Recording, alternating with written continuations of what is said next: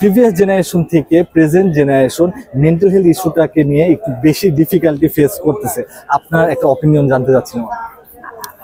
Previous generation যেমন ছিল, এখনকার জেনারেশন অনেক আপডেট হয়েছে।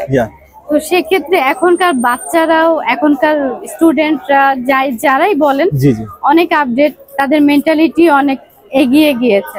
তো আমরা যে জেনারেশনের, সেখান থেকে বলতে গেলে এরা একটু মানে নিজেকে একটু ওভারথিঙ্ক করে বেশি।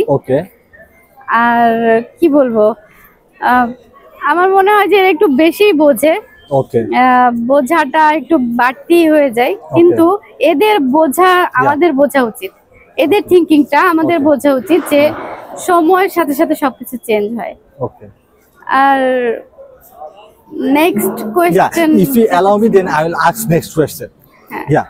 So আপনার সোশ্যাল মিডিয়াতে মেন্টাল হেলথ ইস্যুটাকে নিয়ে কোন ধরনের পজিটিভ বা নেগেটিভ ইমপ্যাক্ট পড়তেছে বলে আপনি কি মনে করেন? অবশ্যই পড়ছে। সোশ্যাল মিডিয়া এমন একটা প্ল্যাটফর্ম হয়ে গিয়েছে এখন, মানে আমরা ভালো দিকটা বাদ দিয়ে খারাপ দিকটা চুজ করছি। তো সেক্ষেত্রে আমাদের প্রত্যেকটা মানুষের বাবা মার কথা তো এখনকার কেউ শোনে না।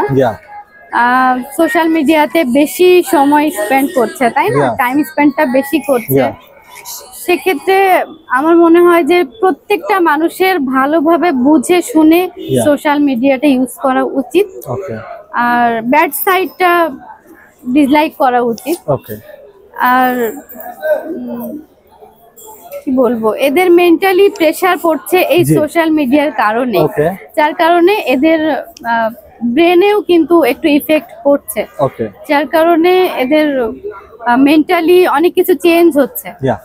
যার কারণে আমি সাজেস্ট করব যে প্রত্যেকটা মানুষ যারা সোশ্যাল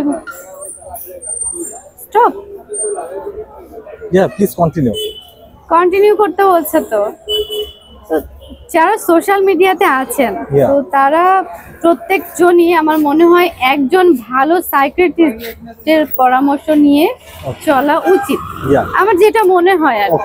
কারণ আমরা যেটা বুঝি যে সাইকিয়াট্রিস্ট দেখানোর সাজেস্ট করলেই যে এই মানুষটা মনে হয় পাগল বা মাথায় কোনো প্রবলেম আছে, আসলে কিন্তু ইস্যুটা সেরকম না।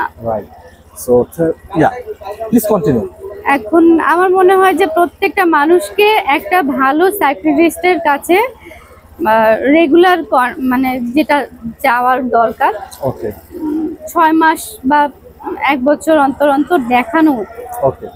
থার্ড কোয়েশ্চেন, সো আমাদের সোসাইটিতে কিছু মানুষ মেন্টাল হেলথ ইস্যুটাকে নিয়ে কথা বলতে ভয় পায়, কেন ভয় পায় বলে আপনি মনে করেন? জাস্ট আপনার পার্সপেক্টিভে যদি আপনি বলেন। আমার দিক থেকে যেটা মনে হয় যে ভীত, যে আমার এই প্রবলেমটা হচ্ছে, আমি অন্য কারোর সাথে শেয়ার করতে পারছি না। এটা আসলে একটা বড় কিন্তু ইস্যু, ছোট কোনো ইস্যু না। তো আমার মনে হয় প্রত্যেকটা মানুষকে ভয়টা যে কেন পাচ্ছে, আসলে কি মনে করবে, কি ভাববে, নিজেকে খুব ছোট ফিল করে যে আমি কেন তার সাথে নিজেকে এইভাবে কথা বলবো, আমার একটা ল্যাকিংস আছে, আমি আপনাকে কেন বলবো। এই জন্য হয়তো বা নিজেকে মানে একটু সংকুচিত করে রাখে। কিন্তু আমার মনে হয় যে সবার সাথে সবকিছু শেয়ার করলে প্রবলেমটা সলভ হয়ে যায়।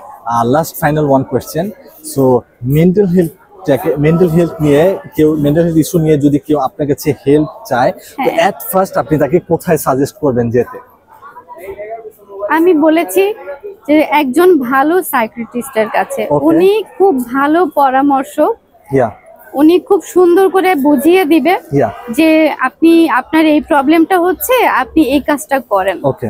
সেক্ষেত্রে কিন্তু অনেক ডেভেলপ হয়। আমি নিজে কিন্তু প্রুফ সেটা, কারণ আমি ডিপ্রেশনে চলে গিয়েছিলাম।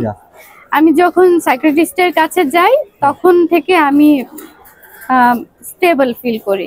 আনস্টেবল ছিলাম কিন্তু আমি আমার দিক থেকেই বললাম। দ্যাটস ওয়াই এটাই আসলে। Thank you very much for your time, done. Thank you.